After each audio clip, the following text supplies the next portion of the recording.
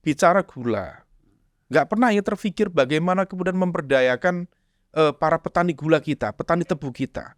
Banyak sekali pihak yang kemudian meletakkan Trump sebagai problem maker, pencipta kontroversi. Tetapi kemudian hasil dari Pilpres di Amerika Serikat di tahun 2024 ini seolah kemudian menegaskan bahwa narasi-narasi yang digunakan Trump dengan isu-isu yang populis versi mereka ternyata dianggap lebih penting. Tetapi kemarin situasinya berubah itu. Kalau kita lihat persentase elektoral di Michigan, di Texas, kemudian di New York, itu yang di kantong-kantong Muslim itu lebih banyak justru memberikan dukungan kepada Trump.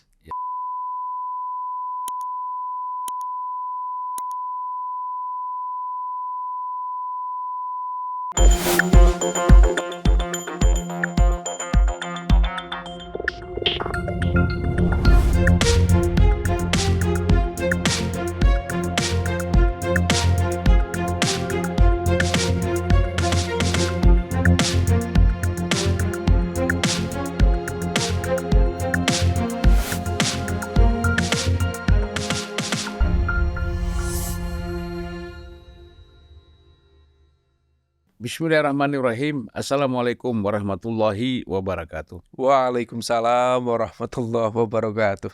Salam sejahtera buat kita semua. Salam juga kepada seluruh penonton Unpacking Indonesia.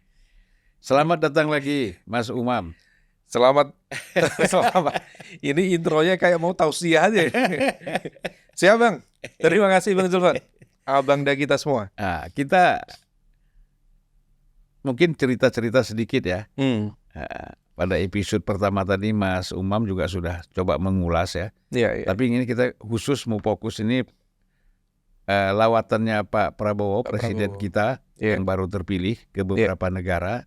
China, kemudian Brazil, Amerika Serikat, dan Peru, kemudian Brazil, UK, United Kingdom, Inggris. Nah, jadi kalau Dan kita lihat kabarnya kalau misal memungkinkan mau ke salah satu negara di Timur Tengah, Bang, katanya, Bang. ya Timur Tengah yang aman Saudi Arabia lah. Aman secara macam-macam. Kalau Pak Prabowo kan lama tinggal di Jordania. Oh iya. Most likely itu karena ada personal touch ya dan dengan Jordan. Cuman pengamanannya agak serius itu di Jordan. Iya. Ya kita sarankan kok nggak usah dulu telekonferensi saja ya kalau Timur Tengah ya. Iya, situasinya nggak menentu. Karena kapan saja bisa terjadi eskalasi. Atau mungkin selama ada Pak Prabowo di sana ada ceasefire, ada detente. Iya. Kan? Jeda tempur. Ya, jeda tempur. Iya. Nah, jadi bagaimana nih Prof Umam melihat lawatan-lawatan yang dilakukan oleh Pak Prabowo ini sebagai presiden? Sebelumnya kan dia sudah sering jalan sebagai Menhan ya. Tapi tentu berbeda. Dan ini kunjungan ini ada beberapa yang sangat spesial ya. Dengan event yang sangat besar semua ini. Besar sekali. Betul. APEC, kemudian G20.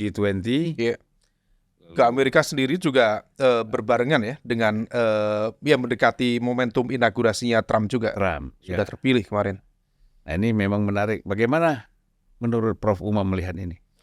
Ya, sekali lagi, Bang, memang ini lawatan pertama dalam tradisi the newly elected president and the newly inaugurated president. Memang lawatan pertama itu menjadi penanda bagi seberapa besar perhatian sekaligus juga komitmen kerjasama dari suatu negara dengan negara yang lain. Maka kalau misal selama ini ya biasanya itu, Bang, lawatan pertama itu misalnya ke Singapura yang dianggap cukup dekat dan strategis ya, Australia. Meskipun Australia kemarin juga tanda tanya, Bang. Waktu inaugurasinya Pak Prabowo kemarin Perdana Menteri Australia itu nggak hadir itu. Bahkan di hari yang sama justru dia lebih memilih untuk hadir dalam acara komedi di sebuah televisi di sana. Ini menjadi sebuah pertanyaan besar, jadi pesan. Ada apa dengan Australia sikap Australia terhadap keterpilihan Pak Dengan Prabowo. Australia ini mendukung Anies Baswedan. Ini onane gato.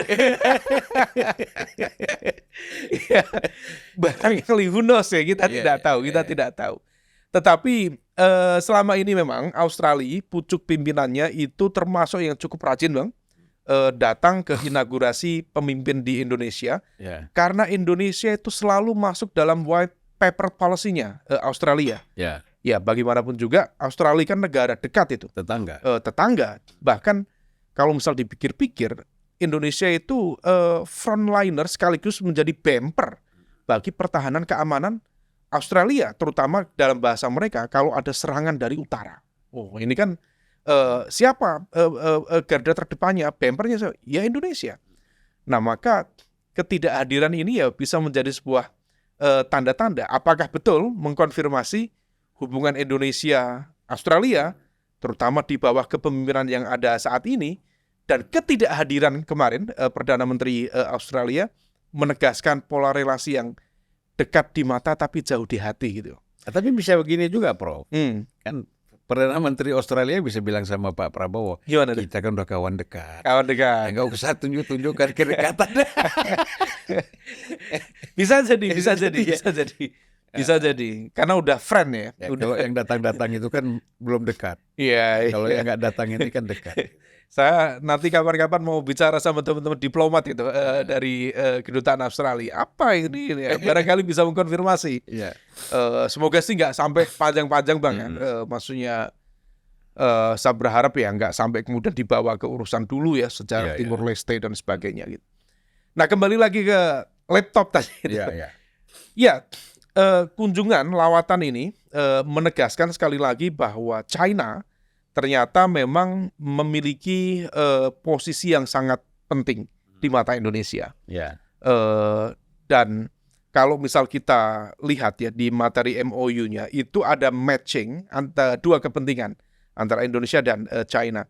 Di Indonesia sendiri Pak Prabowo menggunakan narasi bagaimana mewujudkan Indonesia emas 2045. Dan China juga memiliki agenda besar, visi besar, yaitu modernisasi China. Nah, ini dua kepentingan yang tampaknya bisa bertemu satu sama lain. Dan kalau misal kemudian Indonesia bisa memanfaatkan momentum ini dengan baik, ini akan menjadi milestone yang cukup strategis, terutama untuk melakukan akselerasi dan juga transformasi ekonomi. Apalagi ya, yang tadi target 8% itu sangat ambisius. Tetapi yang bisa dilakukan oleh Indonesia untuk mencapai itu adalah mengisi ruang kosong di intermediary industries yang per hari ini kosong. Makanya narasi hilirisasi, penguatan manufaktur itu penting sekali. Nah, untuk memperkuat manufaktur itu butuh investasi, butuh kemudian transfer teknologi, sehingga kemudian ada yang bisa kita kerjakan di ruang tengah itu. Di hulu kita kuat, tambang, semua jenis tambang ada di Indonesia. Di hilir, selama ini yang dijual itu ya materi-materi bahan baku, bahan mentah gitu. Di ruang tengahnya ini kosong. Belum lagi yang kita sudah eksis, itu seolah kemudian dibiarkan sedemikian rupa, megap-megap itu. Tekstil misalnya. Tekstil itu gimana? Kemarin kita dengar Sritex. Alhamdulillah diselamatkan oleh pemerintah itu. Tapi bahwa keberadaan nasib Sritex misalnya, industri tekstil yang dulu dianggap terbesar se-Asia Tenggara ya, bisa kemudian megap-megap itu something itu. Padahal kita itu 280 juta. Semua orang butuh baju kan. Sementara kita kalau keluar di pinggir-pinggir jalan tuh banyak baju-baju bekas itu masuk begitu rupa ke pasar domestik kita. Nah, ini yang butuh komitmen besar. Nah, China di satu sisi memang akan memberikan dampak yang cukup positif dengan takaran-takaran, Bang ya. Kita juga tidak berharap dulu yang misalnya digambarkan almarhum Bang Faisal Basri, kekhawatiran tentang foreign debt trap atau jebakan hutang luar negeri tidak kemudian semakin menghantui, kemudian tentang narasi atau informasi-informasi yang validitasnya juga barangkali perlu kita konfirmasi tentang tenaga kerja asing yang kok justru menganaktirikan para pekerja-pekerja kita. Nah, itu kita evaluasi bersama. Tetapi di atas semua itu China memiliki peran strategis. Tetapi kabar baiknya juga Indonesia kemudian main cantik nih. Tidak kemudian terlalu kelihatan ngeblok ke China karena dalam hitungan hari Pak Prabowo, presiden baru, langsung kemudian terbang ke Amerika Serikat. Yeah.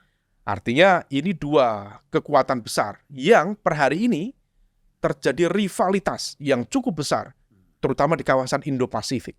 Kepentingannya sangat beragam, tetapi kunjungan Indonesia, Pak Presiden Prabowo ke Amerika, saya pikir ini akan menjadi sebuah milestone yang sangat baik, pesan yang sangat baik. Barangkali salah satunya kalau ada yang punya persepsi-persepsi yang agak khawatir, terutama pasca kemarin, Pak Menlu, Mas Sugiono menyampaikan di Rusia bahwa Indonesia has a great intention, jadi punya niat untuk bergabung ke BRICS misalnya. Banyak yang kemarin yang khawatir, wah ini apakah secara politik akan bergabung ke blok kekuatan ekonomi yang seolah berhadapan-hadapan dengan negara maju, dengan OECD atau dengan G7 dan lain sebagainya.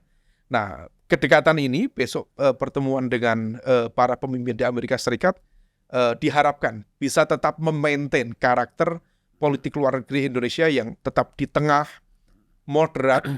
Kalau dalam bahasa Bang Sulvan, wasatiyah gitu. Ada loh ini bicara politik luar negeri wasatiyah gitu. Nah, ini yang kemudian bisa dilakukan. Dan kemudian selanjutnya ke Peru di KTT APEC, kemudian di KTT G20, dan itu menegaskan bahwa komitmen kita untuk masuk dalam ruang multilateral sangat penting.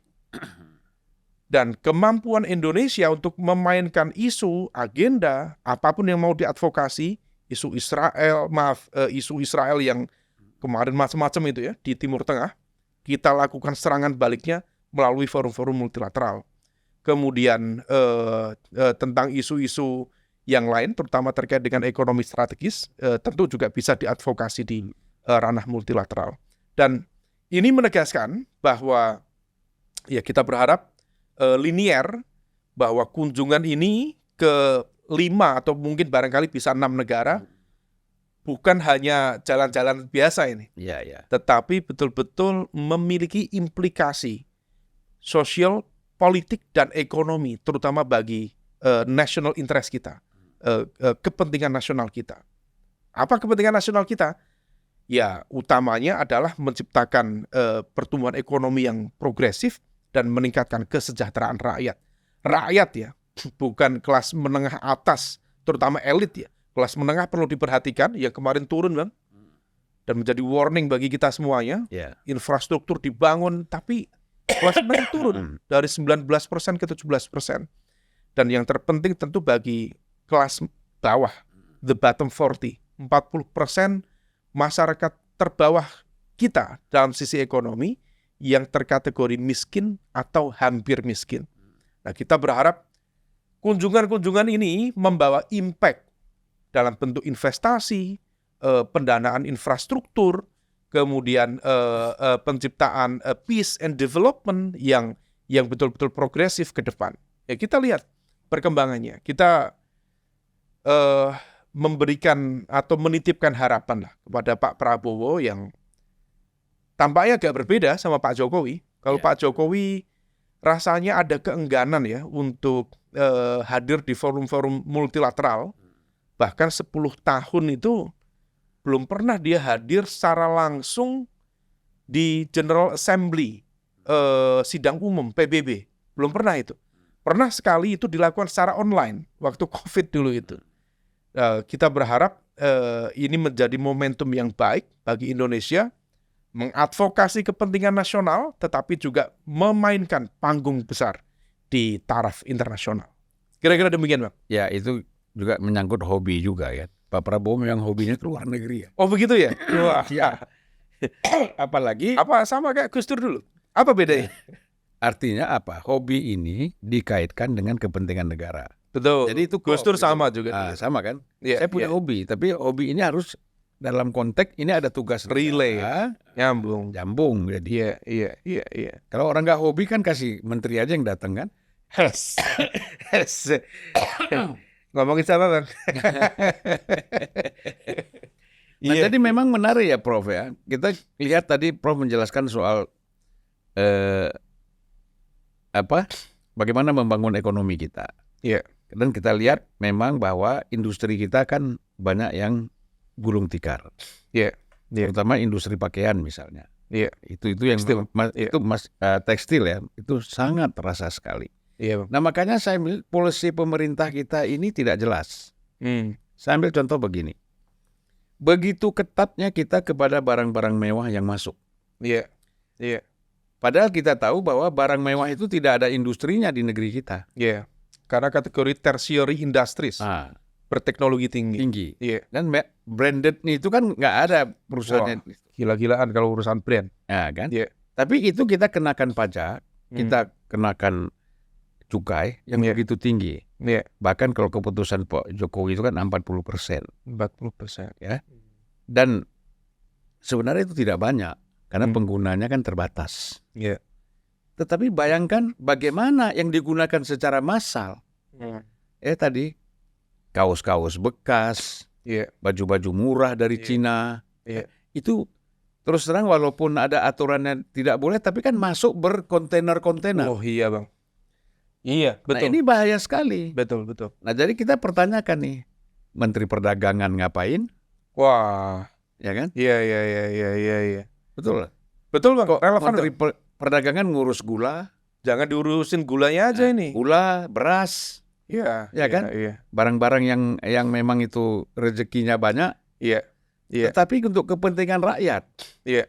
Yang namanya tekstil dan lain-lain, ini nggak diperhatikan. Iya. Jadi menurut saya memang bahwa ini kan nggak ada urusannya antara Prabowo dengan Xi Jinping ini. Nggak mungkin lah Prabowo sama Xi Jinping bicara ini. Iya. Ini kan permainan birokrasi pada tingkat menteri ke bawah. Iya. Dan dibutuhkan komitmen pemimpin untuk mengatur ini semua, Bang. Jadi itulah makanya saya katakan bahwa seorang menteri itu memang Prof ya, itu memang ada conscience of mind-nya itu mesti ada. Iya kan? Iya. Dia ada hati nurani lah, itulah. Ya, jangan sampai dia harus mikir kan, korbannya begitu besar. Iya. Betul. Dengan impor gelap ini. Iya. Yang ilegal dan itu bisa jadi dilindungi oleh pejabat-pejabat tertentu. Nature of power. Iya. Ini bahaya sekali. Setuju, Bang. Iya kan? Setuju, Bang. Nah, boleh kita bicara politik global dan hebat-hebat, tapi kalau ini nggak selesai, ini kan kemiskinan terjadi di sini. Iya, Bang. Betul, Bang. Karena impact-nya memang betul-betul ke ranah ekonomi lokal ya, terutama segmen masyarakat kita. Bicara gula, nggak pernah ya terfikir bagaimana kemudian memberdayakan para petani gula kita, petani tebu kita. Bicara tentang beras, sama itu. Impor itu hampir, ya Abang juga punya datanya ya. Ya memang produktivitas kita menurun. Memang dari sisi lahan kita juga mengalami penurunan, jumlah petani juga mengalami penurunan, tingkat kesejahteraan petani juga menurun. Tetapi kemudian seolah ada yang kemudian mencoba untuk memaintain, mendapatkan kepentingan benefit ekonomi sesaat, tetapi mengorbankan segmen kelompok bawah itu. Petani garam kita bagaimana? Petani gula kita gimana? Petani padi kita bagaimana? Dan pemberdayaan itu ternyata meaningless gitu. Nah, kita berharap Pak Prabowo itu kan menulis banyak buku ya. Termasuk buku yang cukup spektakuler tentang paradoks Indonesia. Ini adalah wajah real dari paradoks Indonesia. Kita berharap komitmen, karena bagaimanapun juga political will of the top political leader itu yang kemudian bisa memberikan arahan, memberikan perubahan, melakukan perbaikan pada level yang sangat strategis. Tadi kalau Bang Zulfan nyampaikan tadi ya contoh ya, baju-baju bekas dari negara-negara luar masuk ke pasar-pasar kita di pinggir-pinggir jalan gitu. Sementara industri tekstil kita dibiarkan mati secara perlahan gitu. BUMD Bang, dulu banyak Bang. tekstil. Iya. Lama-lama mati juga itu.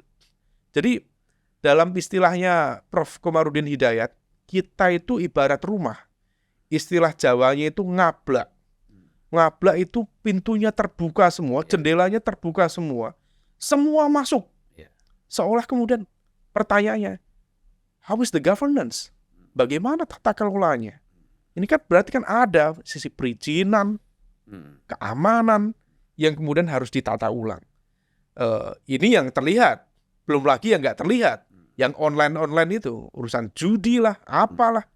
Yang kemarin juga geger-geger itu. Makanya, ya memang butuh Bang, konsistensi dalam konteks penataan kembali, good governance yang diorientasikan pada perbaikan-perbaikan ke depan.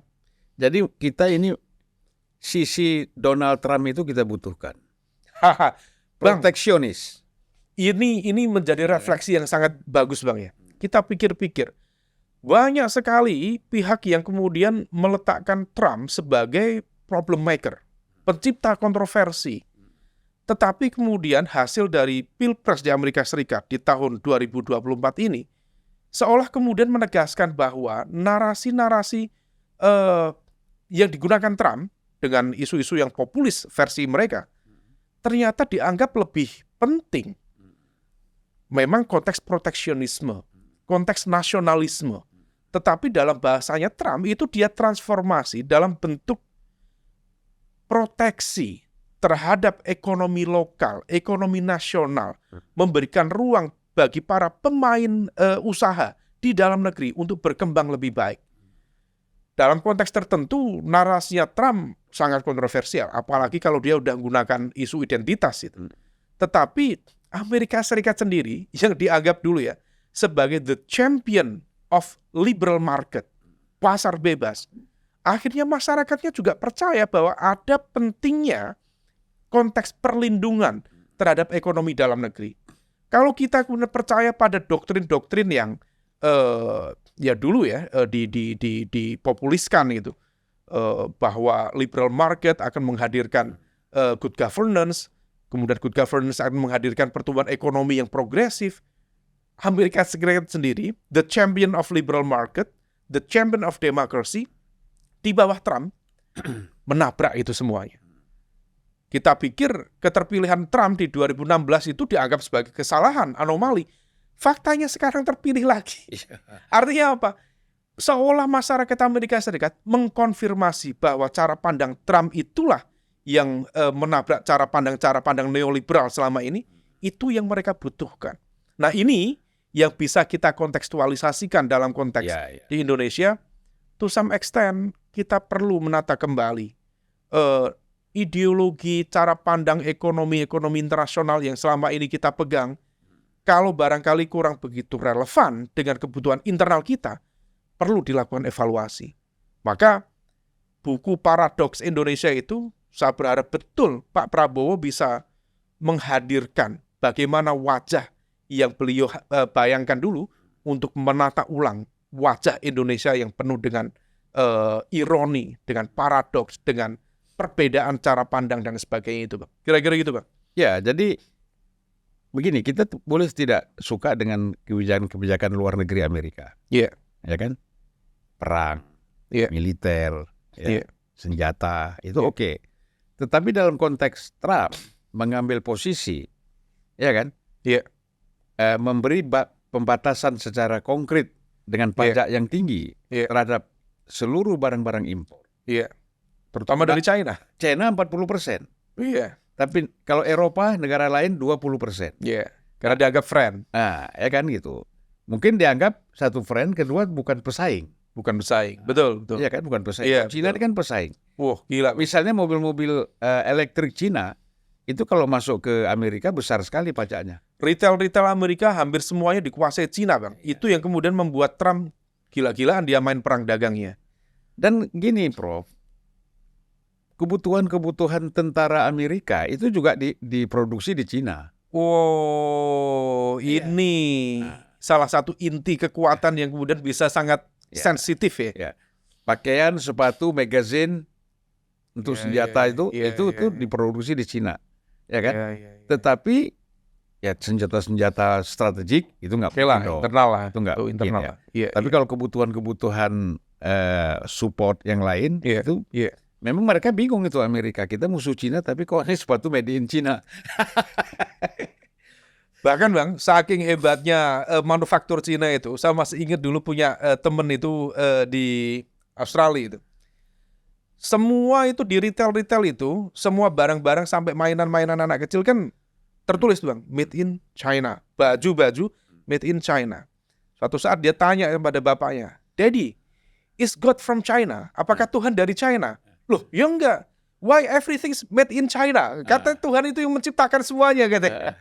Jadi, wow, ini bisa membrainstorming anak kecil itu. Artinya bahwa kooptasi ekonomi China per hari ini memang diakui.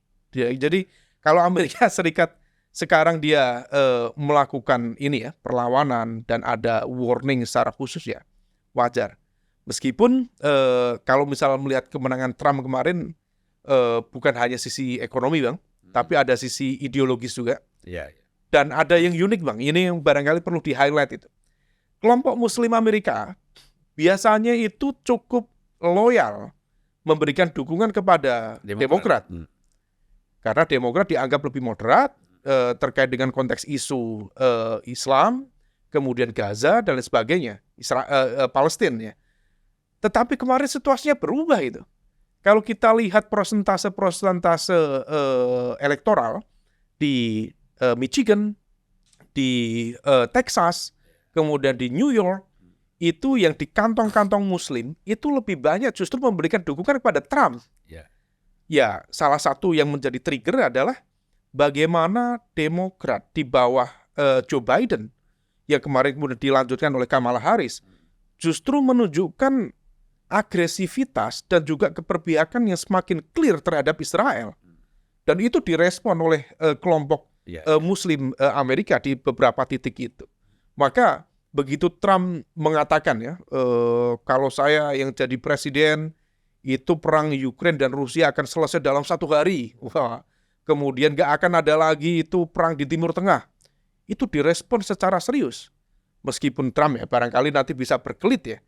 Tetapi bahwa pendekatan-pendekatan pragmatis Trump dalam konteks tertentu lebih mampu meyakinkan masyarakat Amerika, termasuk kelompok Muslim Amerika per hari ini, yang selama ini ya cukup loyal terhadap Partai Demokrat di sana. Ya ini ya memang menarik ya. Kalau menjadi fenomena ini. Kalau mau mengkaji Amerika ini polisi-polisinya memang menarik. Iya. Bisa jadi NATO dan Amerika terutama punya kepentingan dalam perang Ukraina ini. Persoalan senjata. Ekonomi mereka sulit. Ya kita kan sejak kasus perang Vietnam kan begitu kan. Iya. Begitu ekonomi sulit, jalan keluarnya damai. Nggak bikin senjata perang. Oh iya. Ya kan ekonomi baru bagus lagi. Iya. Di Amerika. Untuk kepentingan Amerika. Oh, bisnis data. Bisa jadi ini termasuk menurut saya Ukraina juga seperti itu karena nggak mungkin Rusia sulit mengalahkan Ukraina tanpa ada dukungan NATO kan. Gitu. Iya.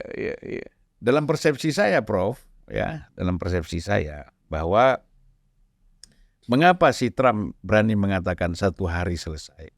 Dia tinggal bilang aja sama Ukraina, udahlah, Crimea ya. Crimea tuh lu jangan ribut lagi, kasih ke Rusia. Ya kan? Lu tidak ada perang lagi, kamu tetap menjadi negara Ukraina. Tidak ada perang, tidak akan berdaulat. Berdaulat, tidak ada aneksasi. Kami tarik NATO. Kalau kamu nggak mau, lu perang sendiri, NATO keluar. Kata perang. Nah, akhirnya kan mau. Bisa 1 hari. Itu pendekatannya Trump gitu. Nah, oleh karena itu Trump membangun ekonomi tidak dengan perang. Dengan proteksi tadi. Iya. Dia main pragmatis dia. Pragmatis. Memang bisnismen dia. Bisnismen. Iya. Pak Prabowo kan bisnismen juga sebenarnya. Wah, apakah memiliki bidak-bidak catur yang sama? Nah, kita lihat nanti, Pak. Jadi Trump itu jelas strong leadership. Strong leader, ya. Meskipun juga kontroversial ya. Ya, dan kita harapkan Prabowo Subianto ini juga strong leader. Nah, tapi itu harus diwujudkan. Iya. Tidak hanya dalam ketegasan bicara atau pidato, Iya. tapi ketegasan dalam bertindak Iya. terhadap anggota-anggota kabinetnya yang memang tidak mampu kerja dan nggak ngerti apa-apa. Karena kan kemarin terus terang saja, ini kan menyusun kabinet ini kan dengan koalisi. Iya. Ya kan, pertimbangan macam-macam, banyak sekali pertimbangan politisnya kan. Iya. Si A, si B, si C ini harus masuk, ingat jasa segala macam kan. Iya. Peran-peran mereka selama Pilpres gitu. Iya. Nah ini memang tidak boleh berjalan lama. Romantisme ini. Iya. Karena ini harus memang dibatasi ya. Iya, bulan madunya jangan kelamaan. Cepat kerja ini. Iya. Bahkan karena apa kabarnya perpres SOTK ini udah selesai, Bang. Karena dulu SOTK itu struktur kerja ya, itu SO itu struktur organisasi dan tata kerja. Itu dulu kabarnya bisa sampai 5 bulan, 6 bulan itu. Kemarin katanya perpres sudah selesai dalam waktu 1 bulan. Berarti Mensesnek kerja keras itu. Kalau misal kemudian bisa segera diselesaikan semuanya, itu harusnya bisa mulai kerja cepat itu. Nah kita lihat. Kalau saya melihat bukan SK-nya yang cepat selesai. Apa itu, Bang? Artinya ini memang sesuai nggak dengan kebutuhan dan bisa dijalankan. Dengan struktur yang begitu gemuk ini, Bang. Iya. Iya. Kalau tabrakan sana sini keputusannya kan bahaya juga. Overlap. Nah makanya kan memang harus, ya mungkin Pak Prabowo udah punya tim ya jauh-jauh hari sebelumnya sudah mengkaji ini. Iya. Nah, sehingga dia tinggal ngambil keputusan aja. Kajiannya sudah lama barangkali ya. Iya. Tidak mendadak ya. Kita lihat aja. Ya, jangan-jangan Prof masuk anggota kajian juga. Yang ada Bang Zulfan di majelis suronya. Lewat pengarah penasehat. Kalau kita orang bebas. Orang bebas saja. Jadi nggak masuk sana sini. Jadi kita lebih tenang. Tenang. Siap. Mesti ada orang yang di luar. Siap. Ya kan kalau dalam semua kan bahaya. Iya. Terima kasih Prof atas kehadirannya. Abang dah. Terima kasih. Assalamualaikum warahmatullahi wabarakatuh. Waalaikumsalam warahmatullahi wabarakatuh.